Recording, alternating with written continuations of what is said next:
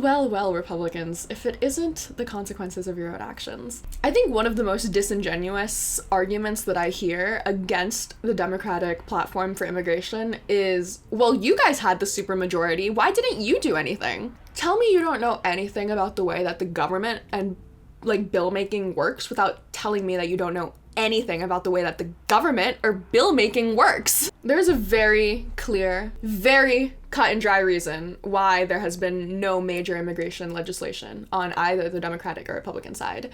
And the reason for that is because of the economy.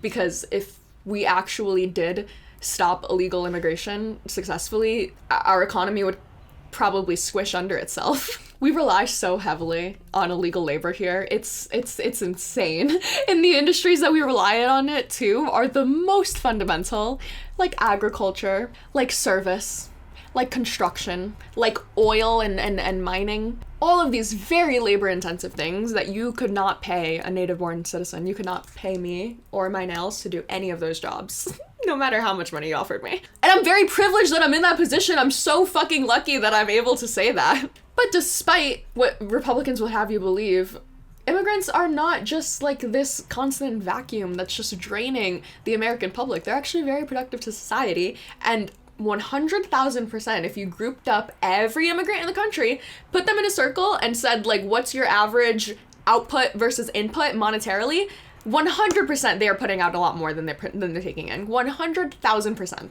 All this to say, Florida is seeing the repercussions of their aggressively anti-immigrant agenda, and now they have rotting fruit because there's no one to pick it, because the immigrants keep leaving and they have no farmers.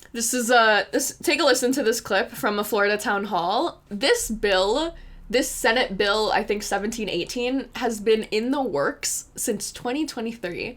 And it's not because of Republicans haven't been able to figure out what they want or what they don't want. It's because Democrats have been pushing back against how harsh it is. Except now they're doing a little flipsy. This bill is 100% supposed to scare you. Lo que dice es que este proyecto de ley 100% tiene el propósito de darles miedo. I'm a farmer, and the farmers are mad as hell. Yo soy un agricultor y los agricultores están bien bravos. We are losing employees.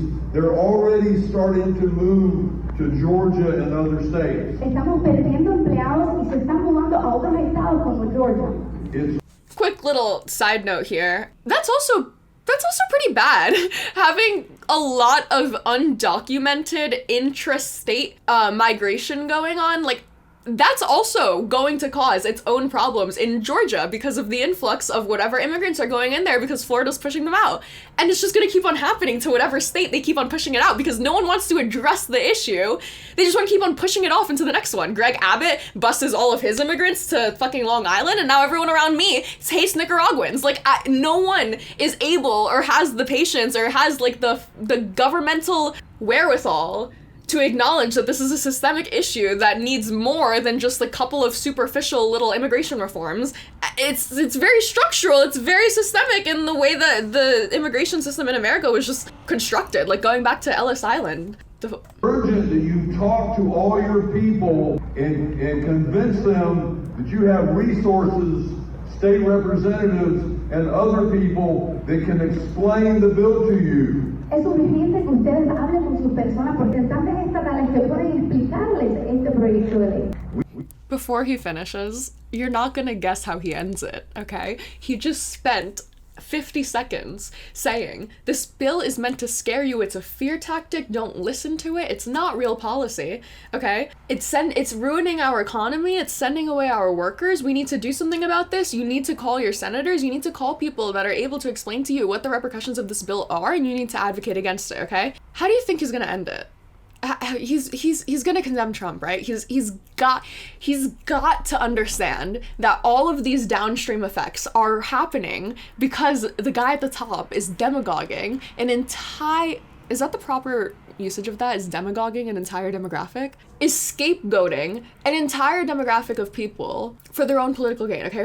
He has to acknowledge that, right? He has to. We had the best president in my life in the last 30 years, and I'm still supporting Donald Trump I love my governor. He's the greatest governor. He's the greatest. Oh my god! Oh my god! Oh my god! I don't think that he had his lips permanently removed from Donald Trump's dick yet. But like, where did that come from? It came out of nowhere. Like, you just spent 50 seconds shitting on this bill, saying that you need to call your senators to get it explained to you. This isn't good for Florida, okay? And also, I love my governor. I love Donald Trump, and these are the best people that we've ever had in office, and they're doing so much good for me, and they're so helpful, and they're so bringing back the golden age of America.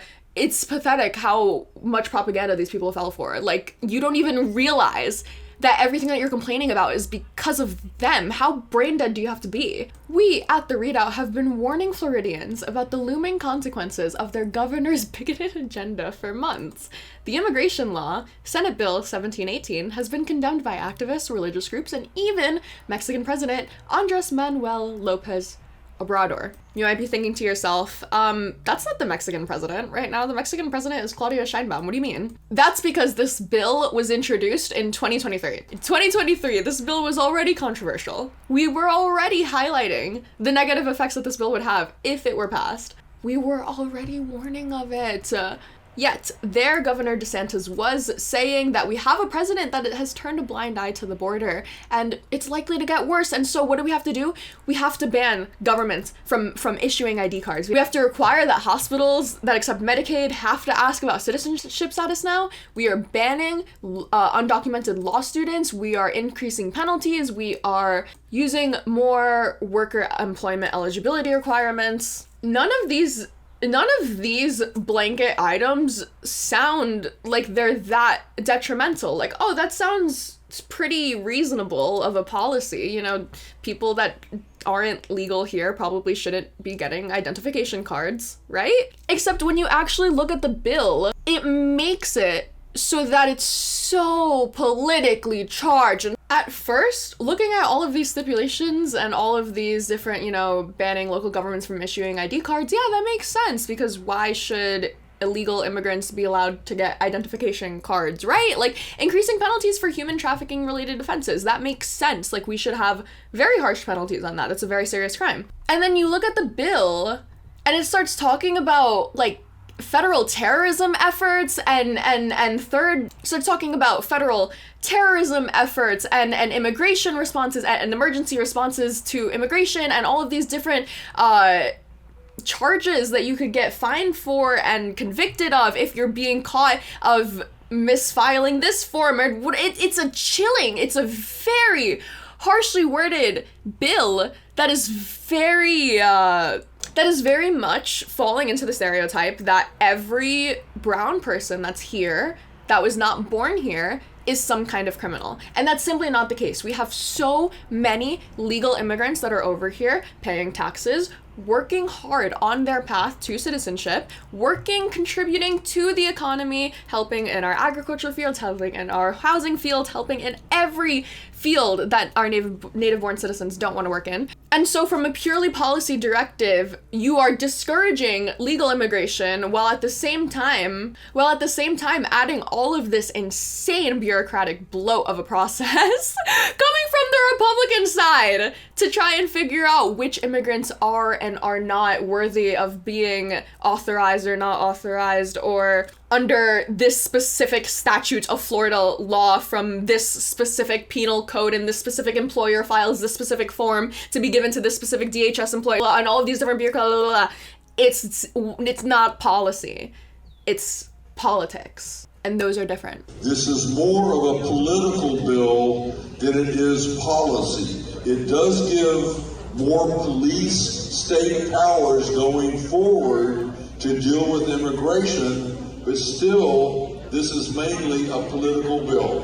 Thank you very much. When a bill is about policy, it focuses on results. When a bill is about politics, it focuses on optics. This bill has good optics. It sounds like it's doing good things. Oh, we're helping immigration. Oh, we're getting out all the criminals. Oh, we're just making sure that everyone's actually verified. Oh, we're just double checking and making sure the process is supposed to go as it's supposed to. Okay, and then you look at the repercussions, you look at the consequences, And we have rotting fruit in Florida. We have Republicans now begging for immigrants to not leave, while at the same time failing to realize that it is their own leadership that caused this issue. And all of that sentiment on top of the literal, actual kicking out of people that are here. Cuban pro-Trump rapper El Funky at risk of deportation. Obviously, Florida has a very large Cuban population. Cuban rapper and President Trump supporter is facing deportation after migrating to the United States 4 years ago. He was denied residency in application earlier this month in 2017 under the Obama administration. The act was amended to prohibit exemption for Cuban migrants who entered the country without a visa. Duaney now has 30 days to leave the US or be deported, where he may face Cuban imprisonment. I have 30 days to leave the country or I will be deported. I ask all my Cubans, brothers, and sisters who know of my anti-communist history and the members of Congress of this country who need your support more than ever. This is exactly what America is supposed to be. It's supposed to be somewhere that you can flee political persecution and express your freedom of speech and express everything that your heart desires without being condemned or vilified or attacked by the state, or threatened with deportation, or have the National Guard sicked on you, or get arrested by the FBI, or be investigated for unsubstantiated false rumors or claims, or be arrested by DHS, or get deported to a Salvadorian gulag. But who knows what fucking country we're in anymore, okay?